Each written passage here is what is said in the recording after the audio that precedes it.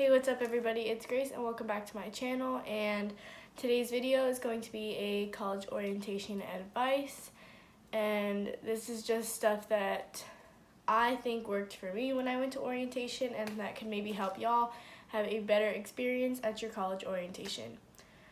Okay, so I have 6 key parts of this video and I'll be sharing that now. And if you didn't know, I'm going to Texas A&M University. I'll be a kinesiology major, hopefully to become a certified athletic trainer in 5 years. So yeah, that's a little fact about me, where I'm going, and so yeah, let's get started. Okay, so my first step would be to check your college portal, and a lot of the times they'll have checklists that you need to, and stuff that you have to do before your orientation. So in my case, I have the Howdy portal, and I logged in and I had to fill out like a safety lab thing before I went to my orientation, and then I also had to take my math placement exam before I went to my orientation, and I had to do an online orientation. And so I had to do a lot, and another thing would probably do that like 2 weeks in advance, because I procrastinated and I didn't do that until like maybe 4 days before my orientation. So yeah, definitely do that, and that'll also like help you figure out where you'll be staying and stuff like that, and yeah. Okay, so my second step would be plan accordingly. So make sure you know where you're gonna be staying. A lot of colleges have the kids stay in dorms and stuff, and I had that option as a freshman, but I have an off-campus apartment, so we just opted to stay there because we wouldn't have to pay for anything. It's already paid for because we pay the rent. And so figure out where you'll be staying, if your parents can stay in the dorm with you, or if they have to find a separate place to stay, and all that good stuff. And then also make sure to check the schedule before, so you know like the area and stuff. And another thing for plan accordingly would be parking. At big campuses, it's super hard to find parking, and A&M is a huge campus, and so we had to buy parking passes.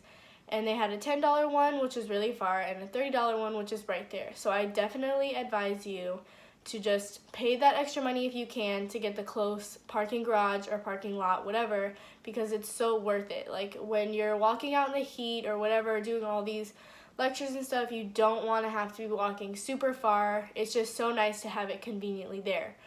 So yeah, that's my second advice to y'all. And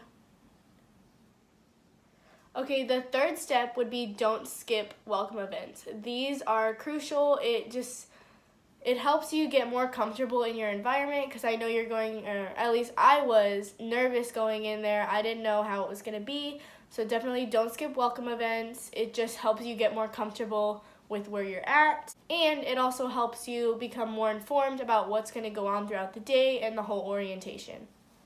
Okay, number 4 is check out your dorm. Like I said, I'm living in an off-campus apartment, so I didn't have to do this. But if I was living in a dorm, I definitely would want to take the dorm tours that the college will hold, if they do hold them. I know A&M held them, and so you can go do that. If you know your number, maybe they'll let you go see that. I don't know. And then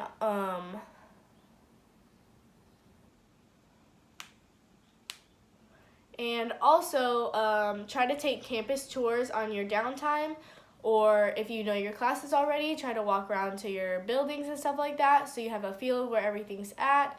I had already toured the campus prior to orientation, so I didn't have to do that, so that was really nice. But yeah, so try to tour all the stuff that applies to you, especially your dorm if you are living on campus. Number 5 would be prioritize what you want to see. So before, you definitely want to either print out your schedule or screenshot it on your phone or bring it up on your laptop, whatever, and check the schedule, because at my orientation, we had a lot of different things going on at once. So you kind of have to pick and choose what you want. And so in that moment, you might be like, oh, I want to go to this, I want to go to this, but they're all at the same time. So before you go to your orientation, definitely check out the schedule and already know like which places you want to go to and which booths or which tours you'd want to go to. So that'll definitely help you out in orientation so you're not stressed out having to choose where you're going or you don't know where you're going because you weren't prepared. Okay, so my last and sixth step is to be open-minded. This is your only college orientation that you're ever going to go to. You only go to orientation with your freshmen, so you get one try. So definitely get involved. If they're having like little games and stuff or icebreakers, definitely be involved in those and just be open-minded. If someone comes up to talk to you, just try to talk to them, or if like you're sitting next to somebody, try to engage in conversation. Like that's what I did. We had a part where the parents went to their own things and the kids went to their own things, so I was like, I didn't know anybody, so I was sitting down and like I had to find a spot in this big auditorium, and I was like, you know, these girls look nice, so I'll sit next to them. And we just started talking about like our majors and stuff like that, and like comparing, like asked where each other were from and where we graduated from and all that stuff and what we plan on doing. And I met a lot of really nice people, and now I have them on Snapchat and stuff like that. And I'm even talking to one right now about like living off campus and stuff. And so yeah, that'd be my last step. If y'all have any more questions, definitely comment down below and I'd love to answer them. And then also I need some video ideas, so comment them down below if you have any ideas or your videos that you'd like me to film, and I'll definitely try to do that. I'll leave all my social media and stuff down below. So thank you for watching and have a nice day.